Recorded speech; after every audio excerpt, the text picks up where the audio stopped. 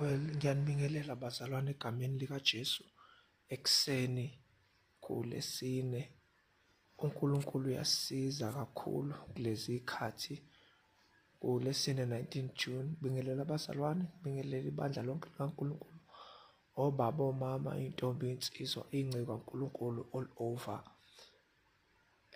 Bengifuna nje ukubalula lokhu ukuthi bazalwane, kwasetshenzwa ukuze kulandwe thina evangelini, sigcine sesikholwa sabantwana bakaNkulunkulu, sigcine sesi-understand-a ukuthi uNkulunkulu kanti yini. So engifuna nje ukukusho yilokho ukuthi njengabantwana bakaNkulunkulu kuwumsebenzi wethu ukuthi sifunde. Uma ngikhuluma ngokufunda, ngikhuluma ngokwazi izinto eziyisekelo, ama-basics okukholwa.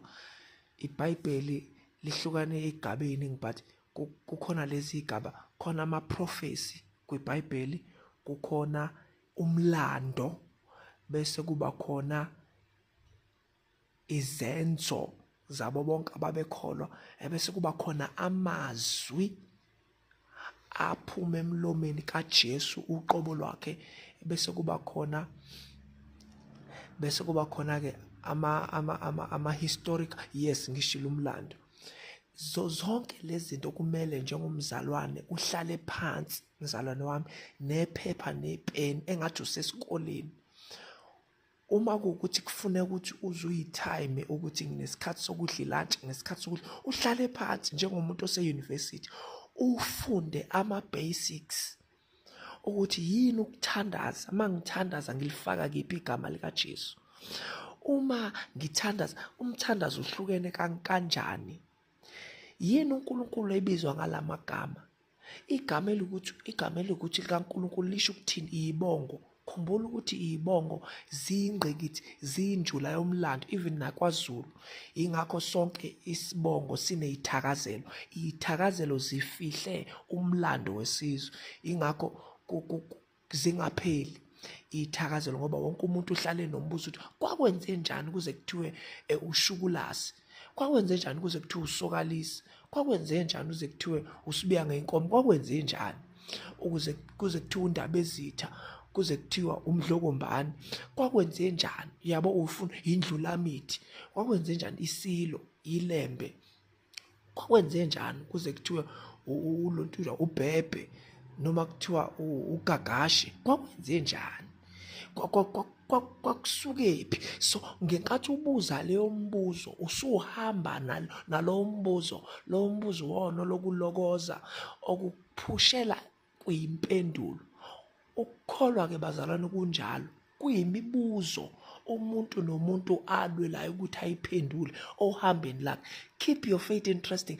Khona lento eyenziwa yilaba abashadile kuthiwa ama-couple, bathi bafuna ukulivuselela uthando lihlale lishisa, ngoba uthando lunjenge-faith.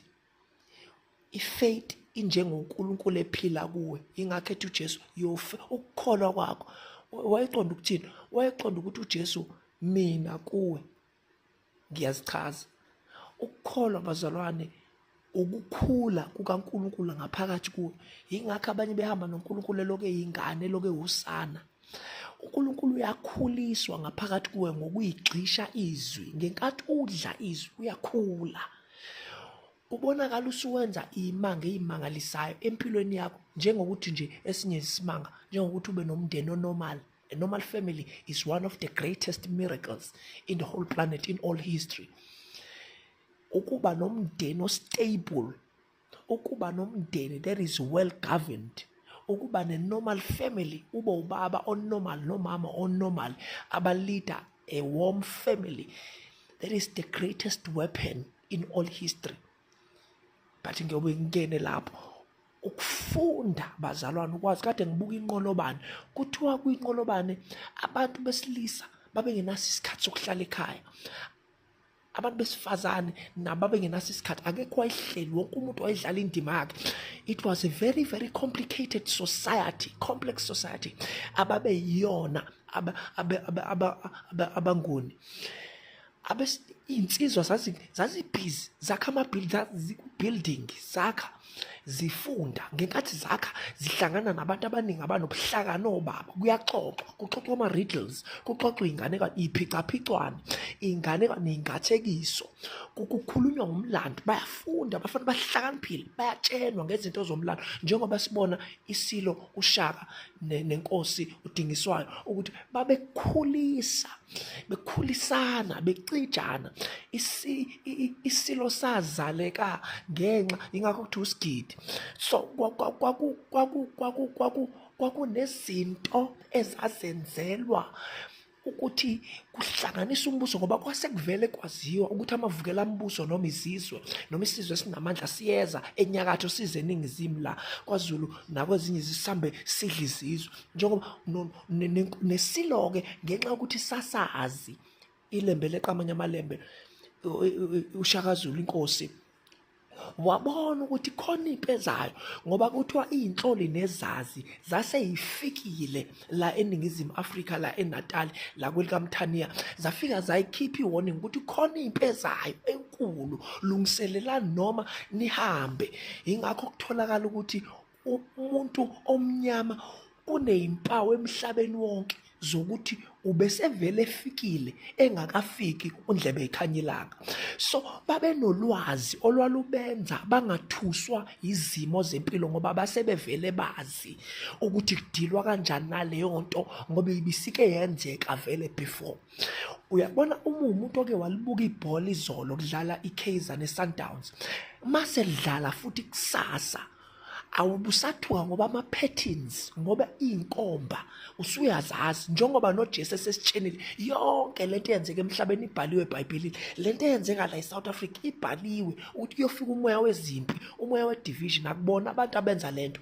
So ukufunda uhlale phansi uyithathe iy'ntshumayelo lezi abantu abayilalela 1 hour wena uyithathe uyayicubungula intshumayelo ka-1 hour uyilalele wena for 5 hours uspende nje usuku lakho lonke ufuna ukuzwa ufuna ukuhlola imibhalo ufuna ukubheka ukuthi le nceke uma ikhotha la ngoba umuntu umeshumela usuke enjengembongi edlula efuna ukukhava izinto ey'ningi usuke esiza ingqondo yakhe iphendlela indlela ukuthi hambe uyobheka kunjenge-lecture ukushumela kunjenge-lecture.